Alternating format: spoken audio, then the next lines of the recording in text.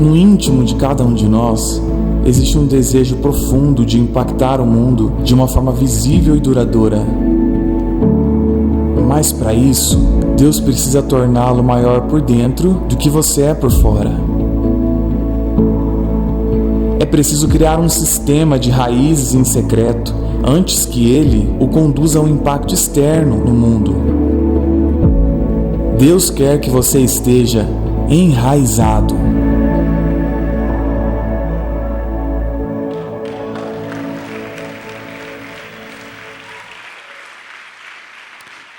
Amém! Seja muito bem-vindo, seja muito bem-vinda. Muito bom estar aqui essa noite. E eu quero convidar você mais uma vez a fechar os seus olhos e nós vamos orar. Senhor Jesus, obrigado, Pai, porque o Senhor nos trouxe aqui mais uma vez e diante do Senhor, ó Deus, nós abrimos o nosso coração para o processo que o Senhor deseja fazer em nós. A nossa vida pertence ao Senhor, o Senhor é o Senhor da nossa história e por isso, Pai, nós te convidamos a iniciar isso em nós, ó Pai. Fala conosco essa noite por meio da Tua Palavra, essa é a nossa oração, em nome de Jesus. Amém. Amém. Vira aí para o seu irmão que está do seu lado e diga assim: Deus quer que você esteja enraizado.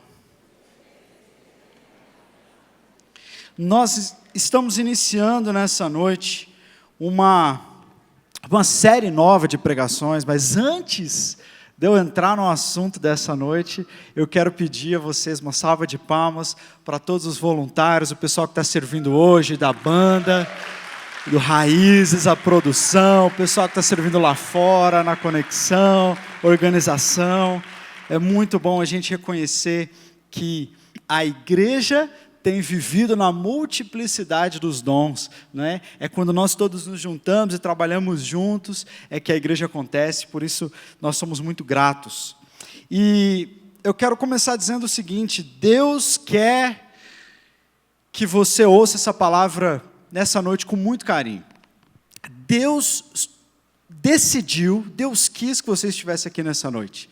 Quando eu estava orando durante essa semana e meditando nessa palavra, eu orava por essa noite e o Senhor me deu uma visão de muitas árvores, parecido com esse comecinho do vídeo, né, que mostrava uma floresta, e Deus falou: eu quero criar raízes no meu povo. Eu quero que a minha igreja seja como uma floresta de árvores frondosas, saudáveis, com raízes muito profundas e muito fortes. Então, se Deus trouxe você aqui nessa noite, você é parte dessa visão, você é parte desse desejo divino de fazer com que nós sejamos uma igreja forte, nós sejamos discípulos e discípulos de Jesus com raízes profundas nele. Amém? Essa série, ela está baseada neste livro aqui, chama Enraizados, do Benny Liebscher, que você pode adquirir para você acompanhar a nossa série, você pode fazer dele a sua leitura no mês de fevereiro. Nós vamos estar caminhando durante todo o mês de fevereiro, nos próximos 5 sábados, meditando nos temas que o Benny Liebscher traz no seu livro. E o subtítulo do livro diz assim: Os lugares escondidos onde Deus desenvolve você. A questão, e hoje é uma mensagem introdutória, né, ao assunto desse livro, hoje o que Deus deseja falar ao seu e ao meu coração é o seguinte: que Deus precisa nos fazer crescer mais por dentro para que nós possamos ter um impacto mais visível na terra e na nossa vida. Só produz frutos saudáveis quem tem raízes. E Deus nos criou com esse desejo de impactarmos o mundo. Todo ser humano tem esse desejo de fazer a diferença. Nós que fomos encontrados pelo Senhor Jesus e fomos batizados no Espírito Santo, não temos apenas esse desejo, mas temos essa vocação. Nós temos a vocação de fazermos a diferença no mundo. Nós temos a vocação de estendermos as nossas mãos e tocarmos as pessoas, trazendo diferenças sensíveis, que possam ser percebidas no mundo. Essa é a nossa vontade, Deus nos criou com esse intuito. Nós vemos lá em Salmo... Opa, cadê? Ih, não está passando. Nós vemos um texto de Salmos, Alguém pode colocar o texto de Salmos para mim? Obrigado. Salmos 1, capítulo 3, nós lemos assim, que aquele que confia no Senhor, que medita na sua lei de dia e de noite, é como uma árvore plantada à beira de águas correntes, dá fruto no tempo certo e as suas folhas não murcham. Tudo o que ele faz prospera. Várias vezes na Bíblia, a Bíblia nos compara a essas árvores e traz esse tipo de figura de linguagem, dizendo que aquela pessoa que realmente frutifica, que faz a diferença, que é usada por Deus na vida das pessoas, que tem uma família saudável, que tem uma vida plena em Deus, esta pessoa é uma pessoa que ela é completa, ou seja, as suas raízes são profundas, ela se alimenta da palavra de Deus, ela se alimenta de Deus, e o seu impacto, o fruto, aquilo que ela produz, é simplesmente uma consequência de onde estão as suas raízes. Jesus também falou conosco lá em João, pode passar o texto aí, se alguém... Foi eu que passei? Não. Foi, ó. Glória a Deus. Jesus disse, eu sou a videira e vocês são os ramos. Se alguém permanecer em mim e eu nele, este dá muito fruto, pois sem mim vocês não podem fazer coisa alguma. Vocês não me escolheram, mas eu os escolhi para irem e darem fruto, fruto que permaneça, a fim de que o Pai lhes conceda o que pedirem em meu nome. Então esse texto mostra para nós que foi Jesus quem disse que eu e você deveríamos dar frutos. Que os discípulos de Jesus seriam conhecidos não só por eles darem frutos, mas eles darem muito fruto. E o fruto deles não é um fruto passageiro, mas é um fruto duradouro, porque Deus só está interessado em produzir aquilo que impacta a eternidade, amém? Então Deus criou você para impactar a eternidade. Deus criou você com este propósito, essa vocação, e deu a você o poder do Espírito Santo, para que através dele você possa tocar gerações, você possa mudar histórias, e você possa ter um impacto duradouro no mundo. Essa é a vontade de Deus para você. Mas, no ciclo do crescimento de uma árvore frutífera, o fruto é a última coisa que aparece. É ou não é verdade? No ciclo de vida de uma árvore frutífera, o fruto é a última coisa que acontece, porque existe um processo, e a gente vai falar bastante dessa palavra nesses próximos sábados. Existe um processo. Primeiro, a semente cai no solo. A semente está lá escondida e aparentemente quem olha por fora não vê nada acontecendo, não é? E aí essa semente ela começa a receber nutrientes, ela vai se alimentando daquele solo, e se este solo for um solo fértil, um solo saudável, esta semente, no tempo devido, ela vai brotar. E aí vão aparecer os primeiros ramos. E aí essa árvore, então, ela vai começar num processo de crescimento que pode durar anos. As maiores árvores que a gente conhece são aquelas que demoram mais tempo para crescer, não é? Então, eu não sei se você já teve essa oportunidade de plantar uma árvore, né? O povo fala que é uma das coisas que você não pode morrer sem fazer, plantar uma árvore. Mas isso demora tempo. E o fruto é a última coisa que aparece. Se você plantar uma árvore esperando comer os seus frutos, você vai ter que esperar um tempo, porque vai demorar um pouquinho. Eu me lembro que na casa onde nós morávamos, alguns anos atrás, tinha uma árvore, tinham duas árvores assim no terreno do lado, que elas eram gigantes, assim, maravilhosas, era um angico. Era muito grande, muito alta. E era muito legal, porque ela fazia uma sombra bacana, e quase todo dia ia um monte de araras para lá, né, e ficavam lá, e a gente ficava admirando a criação de Deus. Era muito legal, só não era legal porque fazia muita sujeira no terreno, e eu sempre tinha que ficar subindo no telhado para limpar a calha. E aí um dia eu conversei com a pessoa do terreno do lado e falamos assim, vamos entrar com um pedido na prefeitura para fazer uma poda, né? Porque essa é uma madeira de lei, a gente não pode simplesmente cortar essa árvore, a gente tem que pedir permissão. E aí a engenheira ambiental foi lá no terreno, ela olhou a árvore e ela falou assim, olha, essa árvore aqui, ela é muito especial. Pensem muito bem se vocês querem fazer esse pedido. Porque essa árvore chegou aqui muito tempo antes de vocês, entendeu? E vocês olham para cima, e tudo aquilo que vocês veem do lado de fora, vocês podem imaginar o dobro abaixo da terra. Então, assim, eu fiquei olhando e falei, não é possível. Ela falou, o dobro do que você está vendo para cima tem para baixo. E eu fiquei imaginando, cara, que fantástico isso, não é? Como que essa árvore se desenvolveu no secreto, no ambiente oculto, e só depois de muitos anos é que a gente viu esse resultado. Mas nós aprendemos que uma fundação será sempre maior do que aquilo que ela está suportando. Então, esse sistema de raízes profunda é como os alicerces de uma casa. Assim como você não pode construir uma casa começando pelas paredes, você não pode esperar o fruto de uma árvore que você acabou de plantar a semente. A fundação da casa ela é muito importante. E não sei quem aqui já teve a oportunidade de participar, né? Não sei, às vezes você fez uma reforma na sua casa ou construiu a sua casa, você se lembra da sujeira que era quando estava colocando a fundação. É ou não é verdade? A sujeira, e é barro, e tem que escavar, e tem que colocar concreto, tem que colocar isso, estaca e tal. E eu me lembro quando nós nos mudamos para essa casa, nós fizemos uma pequena obra para construir uma varanda assim para poder fazer célula, né? E a garagem. E eu lembro que eu ia um dia lá e conversava lá com o mestre de obra, com os funcionários, e eu falava assim, tá precisando de alguma coisa? Tá precisando de material? Aí, não, tá tudo ok, só precisa comprar isso. Eu ia lá, comprava, levava lá para eles, e aí, voltava no dia seguinte. Aí eu olhava assim, rapaz, não tem nada feito. Aí eu ia no outro dia, e se você tem familiaridade com esse tipo de situação, você sabe como é que é.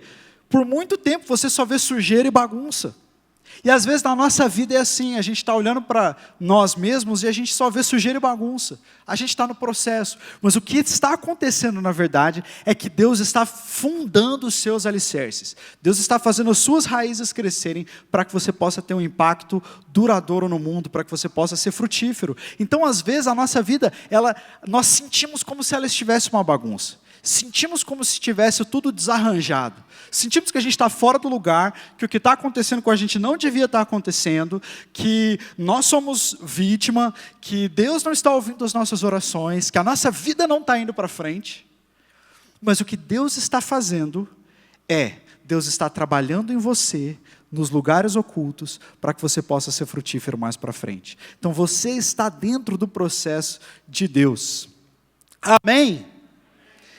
Então, o A.W. Tozer, o Benny Lipscher cita essa frase do A.W. Tozer, que é fantástica, que diz, o homem e a mulher de Deus é formado em recintos secretos. A sua vida e as suas convicções mais profundas nasceram da sua comunhão secreta com Deus. Quando alguém cai em pecado, essa pessoa caiu primeiro no lugar secreto, e depois ela cai em público. O que eu quero dizer com isso? Quando nós olhamos para a vida de Pedro, nós vemos que antes daquele momento em que Pedro nega Jesus, logo antes da crucificação, Jesus havia chamado Pedro para vigiar em oração. E Pedro dormiu quando ele devia estar orando. E porque ele não vigiou, ele caiu nesse sentido de, ele falhou na sua vida em secreto. Pouco tempo depois, ele falhou e caiu aos olhos das pessoas. Então, quando uma pessoa cai em pecado, quando uma pessoa publicamente é confrontada por Deus, é porque, na verdade, no coração dela, ela já pode ter caído há muito tempo. Da mesma forma, nós frutificamos primeiro, nós rompemos primeiro no lugar secreto, para depois rompermos à vista das pessoas. Nós olhamos para a vida de várias pessoas na Bíblia e vemos que todas elas que fizeram impacto, elas tiveram um tempo de preparação. E às vezes a gente fala assim, puxa, eu quero ser que nem Davi, eu quero ser que nem Moisés, eu quero ser que nem Daniel, eu quero ser que nem fulano, eu quero ser que nem Beltrano, mas a gente não quer a parte ruim, que é a parte da preparação, é a parte da espera, não é? E eu, olhando para a minha própria vida, eu posso perceber isso também. Isso acontece comigo muitas vezes. Eu rejeito o tratamento de Deus, o processo, porque ele dói. Mas, na verdade, todo homem e toda mulher de Deus precisa passar por esse processo de amadurecimento. Nós vemos que, por exemplo, Josué teve que esperar mais ou menos 13 anos, desde a época que Moisés falou para ele que ele ia liderar o povo, até quando eles realmente entraram na terra. 13 anos ele esperou. O apóstolo Paulo, quando ele se converte, ele começa a pregar, depois ele é mandado de volta para a cidade dele, e algumas fontes nos dizem que Paulo ficou 14 anos em anonimato, até ele voltar para Antioquia e começar o seu ministério. E aí, depois que ele foi fazer viagem missionária, depois que ele foi escrever as suas cartas, 14 anos. Muitas vezes a pessoa vem assim, cara, Deus me deu um desejo de impactar o mundo, eu quero ir para o campo, eu quero fazer isso, eu quero fazer aquilo, porque tal, eu li do apóstolo Paulo, e às vezes eu falo assim, cara, amém, glória a Deus, Deus vai te levar para lá, mas você está pronto para encarar um processo de formação, de preparação? Você vai para o seminário, você vai liderar aqui na igreja primeiro, você vai lançar raízes. Não, eu quero ir agora para a China. Para a China ninguém está querendo ir agora, né? Mas eu quero ir agora lá para o Nepal, eu quero ir, cara... Não, mas o apóstolo Paulo, cara, o apóstolo Paulo ficou 14 anos. Você quer ser que nem o apóstolo Paulo? Fica 14 anos liderando aqui, criando raízes, sendo preparado por Deus, depois você vai. O que eu quero dizer, gente, esse tempo varia a preparação de pessoa para pessoa. Mas eu quero dizer que você precisa ser forjado. Deus não vai te colocar num lugar onde o seu caráter não te sustenta. E se você chegar a esse lugar e o seu caráter não puder te sustentar, infelizmente, você não vai vencer. Então, nós precisamos estar prontos para o tempo de preparação. O apóstolo Paulo ficou 14 anos em preparação. Moisés, 40 anos. Desde quando ele teve o primeiro desejo dele de libertar o povo hebreu do Egito, o povo era escravo no Egito, e ele descobre, ele vê a opressão do seu povo, e aí ele vai e tenta matar um egípcio. Ele mata um egípcio. E aí ele tem que fugir. Ele fica 40 anos em Midian, até que Deus traga Moisés de volta, para ele realmente ser o libertador do povo. Moisés tentou com as forças das suas próprias mãos, fazer aquilo que Deus queria que ele fizesse, sem o preparo, e aí ele não conseguiu. Por isso que é tão importante a gente aderir ao processo de Deus. Se esses exemplos não bastam, a gente pode pensar em José, podemos pensar em várias outras pessoas que passaram por um processo de formação, mas olha o próprio Jesus. Às vezes a gente olha para a vida de Jesus e fala assim, poxa, o que Jesus fez em 30 anos? Porque ele só aparece, né, já adulto. Ninguém sabe como é que foi a adolescência de Jesus, né, a juventude de Jesus. Jesus estava sendo forjado no lugar secreto. Jesus estava sendo preparado por Deus para cumprir a sua missão. E quando você é preparado por Deus para cumprir a sua missão, aquilo que levaria uma vida inteira para uma pessoa, demora 3 anos, demora 4 anos, é rápido. Quando nós estamos no centro da vontade de Deus, parecendo com Jesus, aquilo que Deus deseja fazer na nossa vida, acontece no tempo dele e rápido. É bênção. Então, o Benny Lipscher também traz essa frase que eu achei muito legal. Impacto duradouro exige preparação. E aí entra a minha camiseta, né? Essa semana passada faleceu um jogador de basquete, todo mundo viu, acho que a repercussão, né? Chamado Kobe Bryant. Ele jogava no Lakers. E ele foi assim, dá para ver, porque eu tenho uma camiseta dele, ele foi uma pessoa importante na minha história. Você fala assim, pô, mas o cara estava lá, você nem conheceu ele não sabe quem é você. Realmente, mas eu estava contando para algumas pessoas mais próximas, como é que foi esse impacto dele na minha vida. Quando era mais ou menos 98, 99, eu tinha um amigo que chamava Paulo Vitor, e ele era o único que tinha TV a cabo. Naquela época, assim, era caríssimo, pouca gente tinha, né? E aí um dia eu estava dormindo na casa dele, e a gente estava lá assistindo, e colocamos num jogo de NBA, e era um dos primeiros jogos do Kobe Bryant. E a gente assistiu aquele cara jogando, e eu falei assim, cara, que demais, vamos jogar basquete? Aí ele, vamos procurar uma escolinha, um lugar para treinar e tal. Na semana seguinte, a gente começou a treinar no Dom Bosco. E o tempo foi passando, e eu fui assistindo o Kobe Bryant, toda a carreira dele, e eu vibrava, e eu ficava assim, apaixonado pelo jogo, de ver ele jogar. E comecei a joguei na escola, e comecei a disputar alguns campeonatos por alguns times, e eu não cheguei a me profissionalizar, né? Passei até nos testes que eu fiz em outras cidades, mas Deus tinha outros planos para mim. Mas fato é que eu depois fui fazer uma faculdade particular, que a minha família não tinha dinheiro para pagar, e eu ganhei uma bolsa de 90% para ser atleta da faculdade jogando basquete. Eu joguei basquete a minha faculdade toda para poder pagar a minha faculdade. Então, quando eu soube que o Kobe Bryant tinha morrido, eu falei assim, cara, puxa vida, foi por causa dele que tudo começou, foi vendo ele jogar. E eu queria ser que nem o Kobe Bryant, eu queria jogar que nem ele, mas demorou um pouco para eu entender que tudo que o Kobe Bryant era na quadra, na hora do jogo, era feito no secreto, naquilo que eu não conseguia ver. Existe aquilo que a gente vê e aquilo que a gente não vê. Na vida de Jesus é a mesma coisa. Nós olhamos Jesus curando os enfermos, pregando o evangelho, e a gente fala assim, poxa, eu quero ser que nem Jesus. Mas você quer ser Jesus, você quer ser como Jesus apenas na sua vida pública, ou você quer ser como Jesus na sua vida privada? Você quer também passar pelo processo que Jesus passou? Eu queria jogar que nem o Kobe Bryant, mas eu não treinava que nem ele. Eu só queria aparecer com ele no momento dos holofotes. Mas o momento em que ele estava no oculto, era onde realmente tudo acontecia.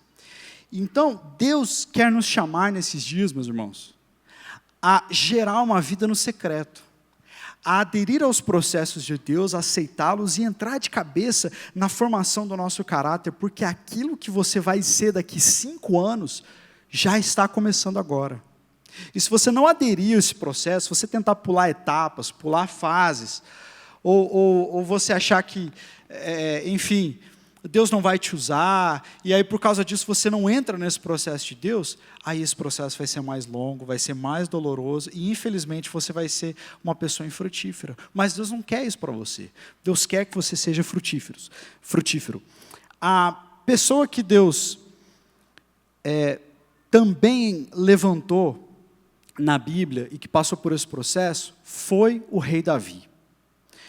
E esse livro que nós vamos estudar explora bastante alguns detalhes da vida do rei Davi e fala do sistema de raízes que foi gerado em Davi. Quando Davi era adolescente, provavelmente por volta dos seus 13, 14 anos, Davi era o menor de seus irmãos e ele era um pastor de ovelhas.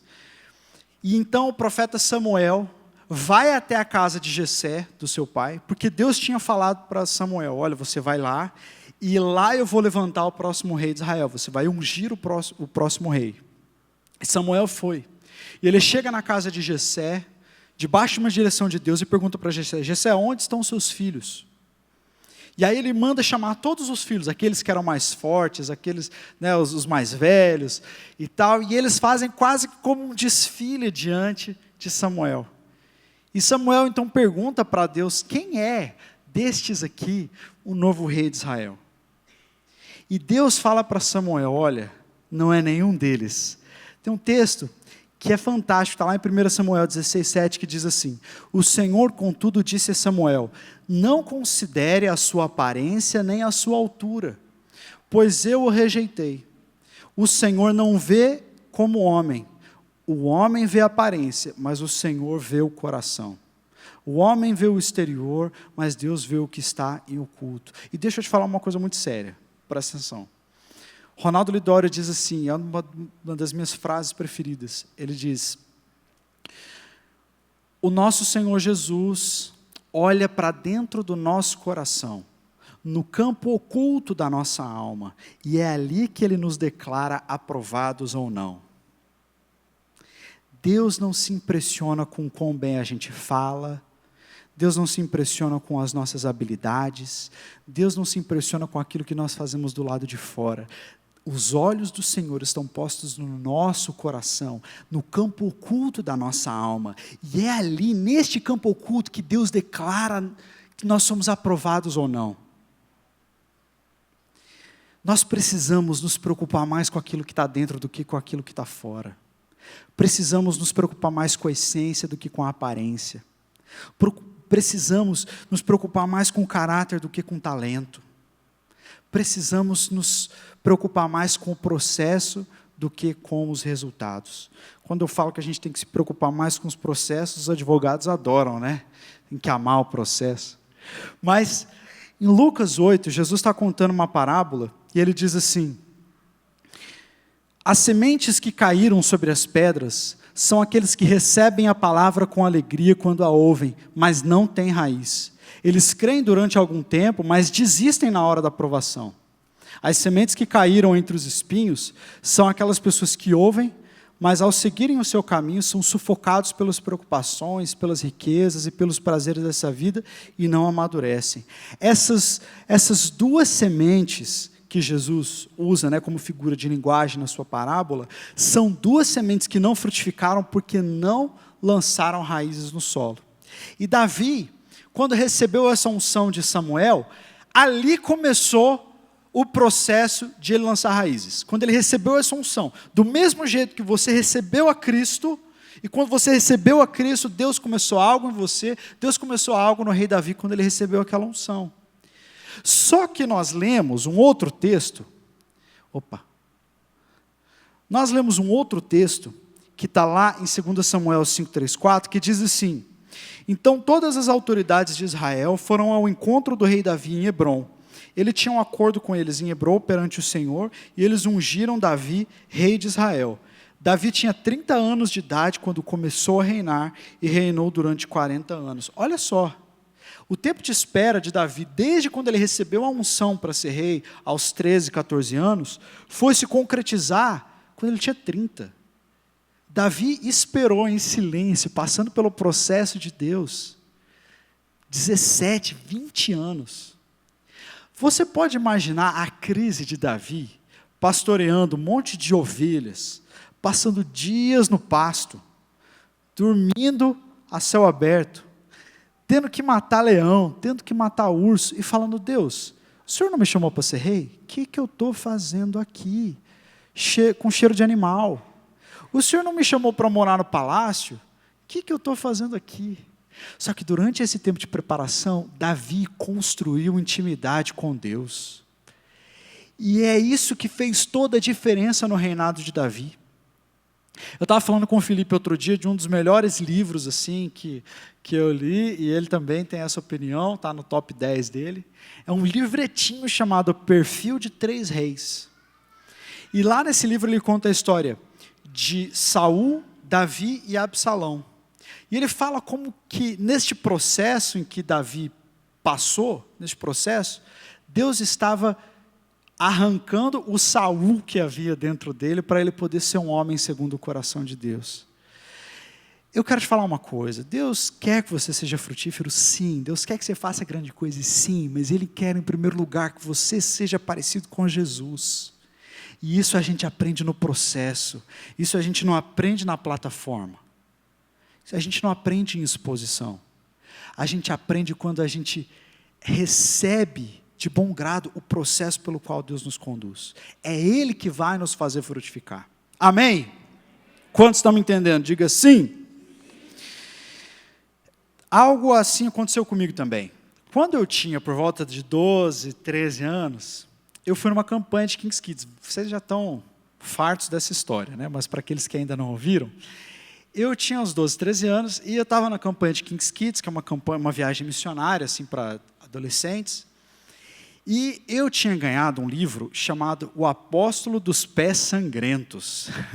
Parece título de coisa de terror, né? O Homem da Mão Sangrenta. Não, O Apóstolo dos Pés Sangrentos. Ele contava a história de um indiano chamado Sundar, que se converteu e foi um missionário em toda a região da Índia, do Nepal e do Tibete. E ele andava descalço, por isso que ele deixava às vezes pegadas de sangue. E as pessoas falavam que ele era o apóstolo dos pés sangrentos, porque ele andava por toda parte falando de Jesus. E quando eu li aquele livro, eu fiquei muito impactado. Muito, eu adoro biografias. Então, eu fiquei muito impactado. E aí, só para você ter uma ideia do que o Boanerges Ribeiro, que é o autor, conta nesse livro, ele diz que ele andou por toda parte lá. Quando os primeiros missionários das grandes juntas foram chegando nas vilas remotas do Tibete e do Nepal, eles iam pregar sobre Jesus, falar que Jesus amava eles, que Jesus era assim, contavam a história de Jesus. Aquelas pessoas falavam assim: a gente conheceu, ele morou aqui na vila. De tão parecido que o Sundar era com Jesus. E eu falei assim: puxa vida, eu quero ser um missionário também. Eu quero ir nesses lugares. E Deus colocou um amor pelo Nepal no meu coração. Naquela época, pouca gente assim, falava do Nepal, não tinha muita ênfase assim, na mídia e tal. Muita gente, até quando eu fui, falava assim, o Nepal fica na África. Eu falava, não, fica na Ásia, do lado da China. Né? E eu então cresci, passei a minha adolescência com esse desejo de ir para o Nepal. Só que eu não conhecia ninguém que estava no Nepal. E aí, chegou até uma época, assim, que o povo olhava para mim e falava, isso é coisa de criança, de adolescente, Nepal, de onde que ele tirou esse país, né?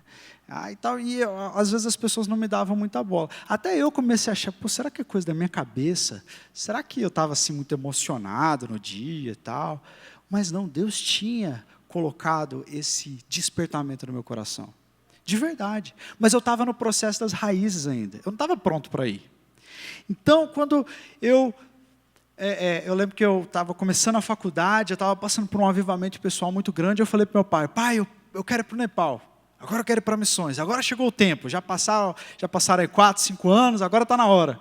Aí meu pai falou assim, não, você vai fazer faculdade primeiro, você vai se formar, você quer ser um homem de Deus, você precisa ser um homem primeiro, então você vai estudar e vai trabalhar, e aí depois Deus vai te conduzir, é o processo, as raízes. E eu odiei quando ele falou isso. Eu falava para Deus, eu quero ir, por amor às almas. O meu pai é um incrédulo, pecador, não quer me deixar, né, endemoniado, Senhor, liberta ele. Mas, ele estava certo. Deus estava me preparando no lugar oculto, no lugar secreto.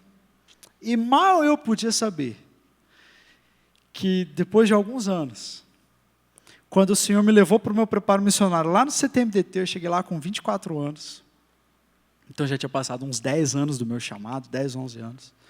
Eu cheguei lá e eu falei assim, agora eu vou para o Nepal, agora está na hora, porque agora eu estou no seminário de missões. Aí eu cheguei no pastor Gustavo e falei assim, eu subi na torre de oração, né? Tinha uma torre de oração lá, uma salinha lá em cima. É para crente mesmo, porque tinha que subir uns 20 mil lances de escada. Só quem queria orar mesmo que ia. E aí eu cheguei lá, e gente, a confirmação de Deus. Tinha uma bandeira do Nepal na sala, um mapa do Nepal. Eu falei, está tudo apontado, agora é a hora, agora eu vou. Aí eu cheguei no pastor Gustavo, falei, pastor, eu já sei para onde eu quero ir daqui 2 anos. Quando terminar meu curso e chegar no meu prático, eu quero ir para o Nepal. Aí ele falou assim, querido, take your little horse out of the rain. Tira o seu cavalinho da chuva. Nós não temos projeto no Nepal. Nós não temos missionários no Nepal, a gente só manda aluno para onde a gente tem projeto. A gente não tem nenhum projeto no Nepal, então você vai ter que escolher outro projeto. Aí foi outra crise. Falei, Deus, eu nunca vou para o Nepal, é coisa do meu coração mesmo, não é possível. Mas Deus estava me forjando no secreto, Deus estava trabalhando no meu caráter, Deus estava me dando recursos que eu não sabia que eu ia precisar lá na frente. E aí, no meu último ano, o pessoal estava escolhendo, né, o país para onde ia, né, ou o projeto para onde iria. E eu pulei uma parte. Depois dessa crise, eu fui para Deus e Deus falou assim, filho, eu quero te ensinar uma coisa. Você tem que ser mais apaixonado por mim do que pelo campo missionário.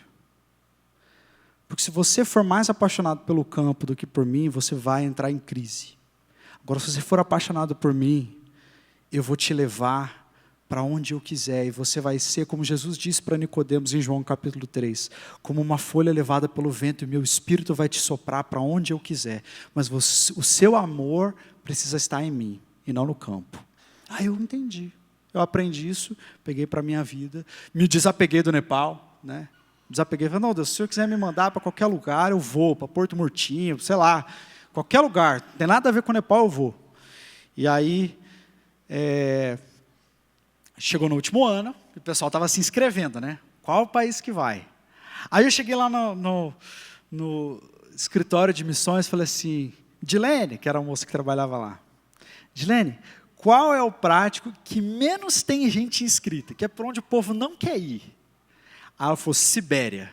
Eu falei, então bota o meu nome na Sibéria. Aí, qual é o segundo, porque tinha que escolher 3. Qual é o segundo que ninguém quer ir? Ninguém quer ir para o Haiti, porque tinha acabado de ter o terremoto lá. Aí eu falei, então me põe no Haiti. E qual é o terceiro? O terceiro são os ribeirinhos na Amazônia, então me põe nos ribeirinhos. Então eu estava livre, eu queria servir a Jesus. E aí, então, a Sibéria depois se tornou uma opção inviável, não teve prático para lá. E aí eu caí para o Haiti. Me colocaram como líder da equipe do Haiti. Aí, gente, eu orava pelo Haiti. Eu chorava pelo Haiti. A gente entrou na aula de francês. A gente comprou bandeira, fez camiseta. O Haiti já estava em processo de reconstrução. A gente foi nas igrejas, gente. Falava do Haiti. Gente, vamos orar pelo Haiti. Vocês já estão vendo o final da história, né? E conduzir o pessoal a orar pelo Haiti. Todo mundo orando pelo Haiti. Levantamos sustento. Eu ganhei um cavalo, gente. Sério. Eu ganhei um cavalo. Até falei para a Carol no dia, eu falei assim, amor, eu ganhei um cavalo. Ela falou, como é que você vai levar o cavalo para lá? Eu falei, não, eu vou comprar o cavalo lá, né? Eu ganhei o valor do cavalo. É tipo esse povo daqui, que aqui em Campo Grande tem isso, né? Que o povo vai casar e ganha uma vaca, né? O que eu vou fazer com a vaca recém-casado? Não, é o churrasco, você não entendeu. Mas teve até uma menina aqui da igreja que ela ganhou uma vaca, ela falou assim, vai ser bom assim, porque tem um quintalzinho lá em casa, a gente vai poder deixar ela. Eu falei, não, filho, acho que você não entendeu. Você está querendo te dar um churrasco. Mas, enfim, eu ganhei um cavalo para ir para o Haiti. Porque lá no Haiti a gente ia trabalhar em regiões muito remotas e tal. E aí, 2 semanas para a formatura, o pastor chama a gente na sala dele. 2 semanas acabando a formatura, então a gente ia dali 3 meses para o Nepal. Aí ele falou assim, gente, não vai mais ter prático no Nepal. No Haiti, perdão. Não vai mais ter prático no Haiti. Aí a gente falou assim, mas como assim? A gente já levantou sustento, temos projeto, temos contatos lá, está tudo pronto para ir para o Haiti. Mas está tendo surto de cólera e está todo mundo saindo do Haiti. Está igual o negócio do coronavírus. As fronteiras estão fechadas, não pode mais entrar no Haiti. Vocês não vão poder ir para o Haiti. Aí eu falei, puxa vida, e agora? Para onde que a gente vai? Com 3 meses. Aí ele falou assim, olha, nós conhecemos alguns missionários que trabalham com plantação de igrejas nas montanhas do Nepal. O que vocês acham de ir para lá? E esse pastor era outro, não era o primeiro. Ele não sabia do meu desejo de ir para o Nepal. Aí ele falou assim, o que vocês acham de ir para o Nepal? Eu falei, you are kidding with my face.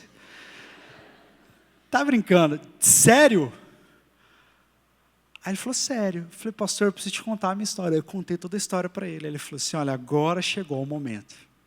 Em 2 meses, a gente até adiantou, nós estava pisando no Nepal pela primeira vez. E eu me lembro de chorar quando aquele avião aterrissava. E sabe qual foi o maior ganho? Que eu estava chorando por causa de emoção de chegar no Nepal, porque eu amava tanto o Nepal. Eu amava o Nepal, eu amo o Nepal. Se me deixar, eu volto. Mas eu estava chorando porque eu sirvo a um Deus fiel. Um Deus que fala, um Deus que cumpre. E nesse tempo eu aprendi a confiar. Nesse tempo eu aprendi que eu deveria amar o Senhor acima das pessoas. Nesse tempo eu aprendi coisas que me foram muito úteis no Nepal. Inclusive a fisioterapia que eu queria largar. E meu pai falou para não largar. Eu fui servir num hospital. Fiquei servindo num hospital por quase 1 mês. Como fisioterapeuta.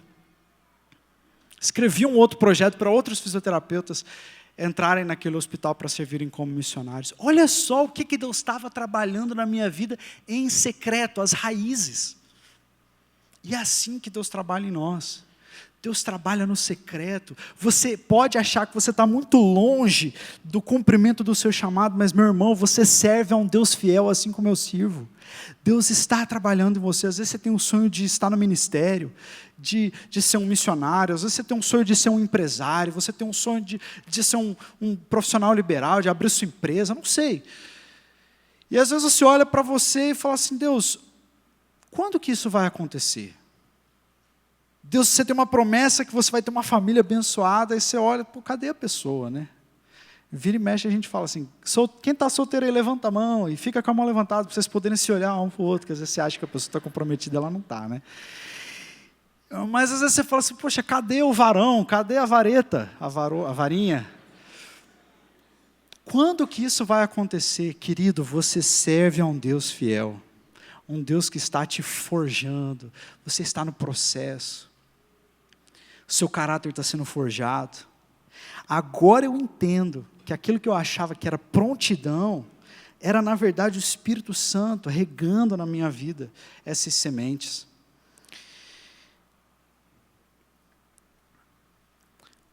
Durante esse mês, nós vamos falar sobre os 3 solos onde Deus nos planta para que nós sejamos realmente frutíferos, sempre olhando para a vida de Davi. Porque Davi foi alguém que começou bem e alguém que terminou bem. E a gente já falou isso aqui várias vezes. Qualquer um pode iniciar a caminhada. O mundo está cheio de inicializadores, mas tem poucos finalizadores. Você olha para o começo da São Silvestre, eu vi um vídeo da São Silvestre, quando teve agora no final do ano. Rapaz, tinha um cara com a fantasia de Minion na largada da São Silvestre. Falei, o que esse cara foi fazer aí com a fantasia do Minion? Qualquer um começa. Qualquer um está na largada, qualquer um pode achar, agora eu vou. Mas só aqueles que se submetem a esse processo de criar raízes são aqueles que terminam e frutificam. Amém? Amém ou não? Tem uma coisa que eu falo também bastante com o pessoal que é mais próximo de mim, é sobre essa ilusão que às vezes até as próprias redes sociais criam em nós. A gente vê essas pessoas que são os ícones, né? E a gente segue elas e a gente acha que a gente conhece a vida delas, né? E a gente só vê aquilo que é exposto. Mas, na verdade, isso é um grande engano. Às vezes a gente se mede o que é sucesso, mede o que é relevância, mede aquilo que é bom aos olhos do mundo, através de valores que são errados, né?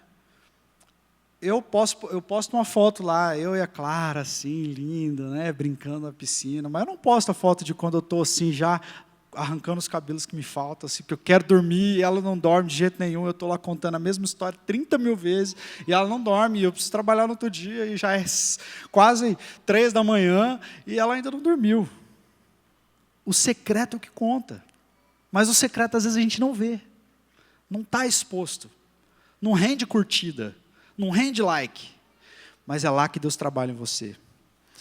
Se você acha que você pode medir a vida através dos momentos que a pessoa captura na câmera, você está que nem o povo no convés do Titanic.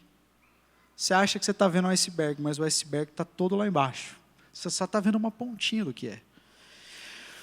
Nesse mês, então, nós vamos falar sobre a vida de Davi e os 3 solos onde Deus plantou Davi. São os 3 solos onde Deus nos planta para que a gente seja frutífero. O primeiro solo é o solo da intimidade. Deus conduziu Davi a uma vida de intimidade no secreto antes que ele se tornasse rei, para quando ele se tornasse rei, ele fosse um rei segundo o coração de Deus. Isso não impediu Davi de errar, isso não impediu Davi de muitas vezes fazer coisas que Deus não aprovava, mas isso garantiu que Davi, mesmo quando ele errasse, ele se arrependia e voltava para Deus. Então Deus plantou Davi no solo da intimidade. O segundo solo é o solo do serviço. Quando a gente olha para Davi, a gente vê que Davi estava sempre servindo as pessoas. Olha só que louco isso. Davi estava pastoreando ovelhas. Os irmãos mais velhos dele estavam na guerra, no fronte de batalha. Aí o pai dele chama ele e fala assim: filho, vai levar queijo para os seus irmãos.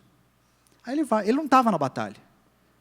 Ele vai levar queijo para os irmãos. Quando ele chega lá para levar queijo, ele vê o gigante Golias afrontando o exército de Israel. E o povo todo covarde. E aí ele fala assim: pô, eu vou enfrentar esse gigante. Aí ele enfrenta o gigante, vence Golias. E uma das maiores conquistas da história de Davi aconteceu quando ele estava levando queijo para os irmãos. Não aconteceu quando ele era rei. Aconteceu quando ele estava fazendo uma tarefa que parecia ser insignificante. Mas as maiores conquistas de Deus na sua vida vêm quando você se dispõe a fazer aquilo que aos olhos humanos pode ser insignificante. Servir as pessoas, levar queijo. Mas Deus está te forjando no solo do serviço, está te plantando. Então Davi, ele era servo. Quando a gente vê, quando ele cresce um pouquinho, ele serve o rei Saul. E ele ficava lá tocando arpinha para Saul quando Saul estava atribulado, não é? Ele serve como um general do exército a Saul, e ele é totalmente fiel a Saul. Nós não vamos ter um impacto duradouro se nós não aprendemos a servir, se Deus não plantar o nosso coração no solo do serviço.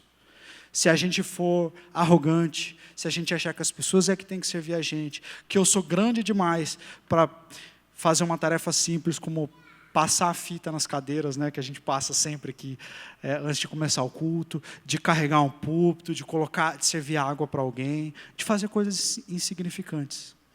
Deus quer nos levar a esse lugar de serviço. E o terceiro solo é o solo da comunidade. Davi entendeu, quando ele se reuniu com os 400 valentes lá na caverna de Adulão, o que significava dar a sua vida pelas pessoas. O que significava confiar nas pessoas. Liderar as pessoas com uma visão. Porque aquilo que Deus vai fazer através de você, Deus vai fazer para a glória dele e o benefício das pessoas.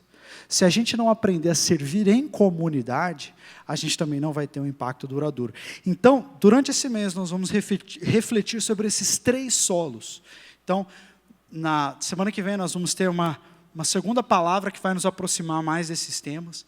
Então, nos 3 últimos sábados de fevereiro, nós vamos falar sobre intimidade, sobre serviço e sobre comunidade.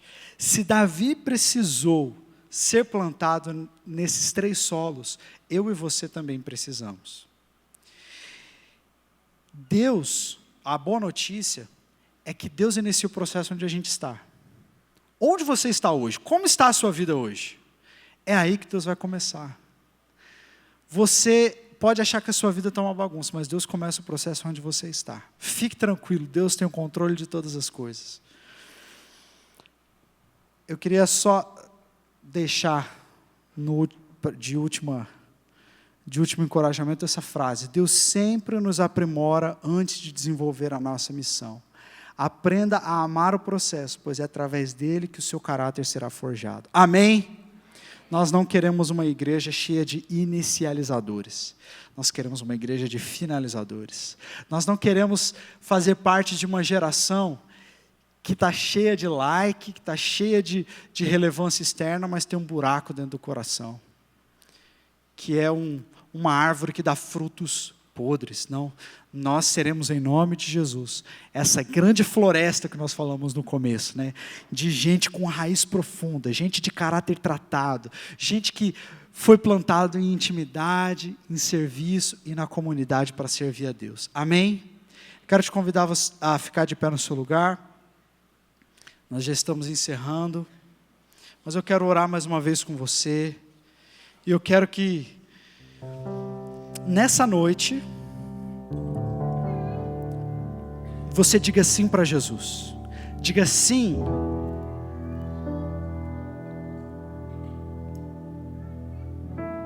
para o desenvolvimento das suas raízes. Espera um pouquinho. Não pensa só nos seus frutos, pensa agora nas suas raízes. Deus quer que você esteja enraizado.